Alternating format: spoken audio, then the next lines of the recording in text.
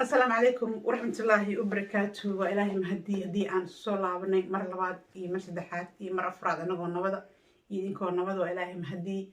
أصحابي هدي أتقع عصبتها يتشنلك عن كعد صنيع سبسكرايب لايك شير إن صارتو هدي أدنى تشوفتين وابا شير قراية برنامج سوء ميلفك فوق جارو أصحابي وحامر كريم كعد صنيع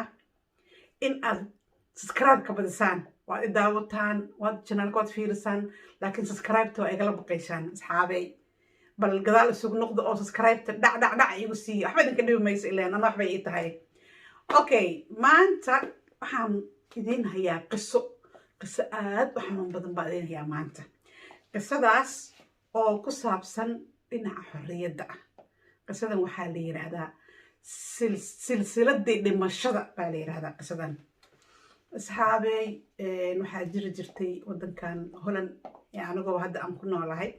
baa waxaa soo dhacday taariikho aad u xanuun badan buu soo maray aad u xanuun badan oo dhinaca gumaysiga ah buu soo maray waddankan sanadku markuu ahaa 1914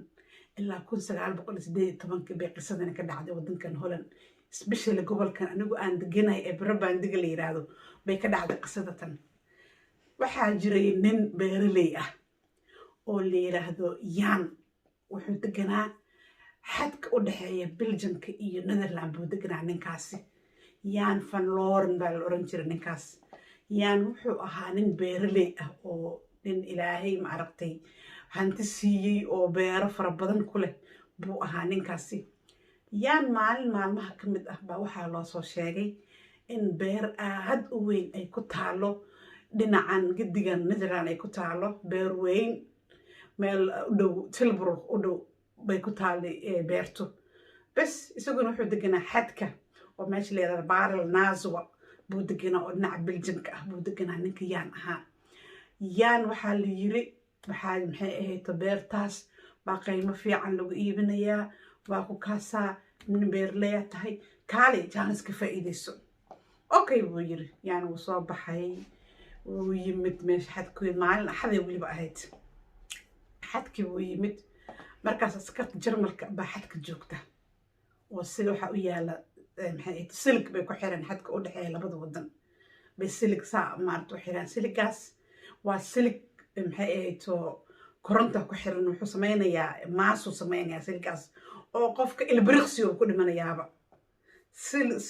qisadana waxay tahay micnaheeda siligii dhimashada ayaa la yiraahdaa qisadatan bas asxaabay ninkii Jan ahaa meeshii buu yimid xadkii buu yimid askartii buu yimid wuxuu yiri waxaan rabaa inaan meesha aan beer ka soo fiirsado beer baan rabaa inaan ka iibsado marka inaan gudbaan rabaa waxaa la yiri waxaad gudbaysaa beeraatay ma jirto joog dib u noqo waayuu yiri Jan uu soo baxay gadaal buu soo laabtay dad kaloo meesha joogay tuulada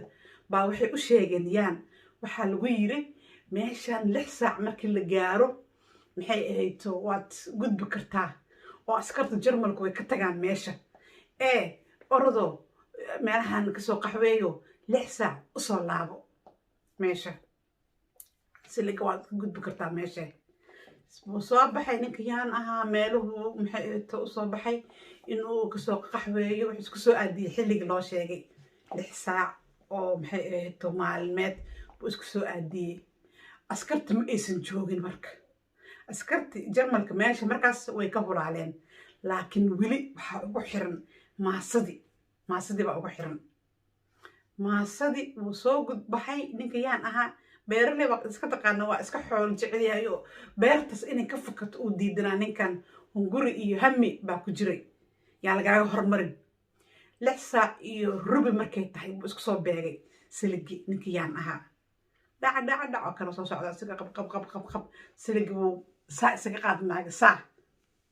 maasadii baa qabatay ilbiriqsi naftu lama dhicin ninka Jan ahaa halkaas iyo naftiisi ku waayay korontadii baa qabatay naftu lama dhicin waa la soo kala orday dadka meesha joogay halkaas ma aragtay meedkiisa laga soo qaaday waad ka arkaysaa ninkii Jan ahaa waa kaas maxay ahayd meesha marka uu silig korontada ay qabanaysay waa ka halkaas shaashadeeda kaga muuqda marka asxaabey dadka xorriyadda haysta ee waddankooda iska burburinaya oo maalin kasta xiise u qaba dagaal iyo dhibaato yaa baan la yaabanaha anigu haddaad idinkuna la yaabteen bal qisada tan soo dhegaysta haa xorriyaa haysataa waddan nadiifaa haysataa bad baa haysataa berri baa haysataa maxaa dhiba oo soomaaliyay idin haysta xukun jacayl xukun muxuu yahay dad xorriyad haysanin marka dadna xorriyadda dhibkaasay u soo mareen dadna iyagoo xorriyadda haysta maanta bay ku heshin la'yihiin soo ayaan dara maaha barnaamijkeennii maanta qisadeennii aan la soo yaabay oo xanuunka lahayd oo ku saabsanayd xorriyadda asxaabee maanta intaas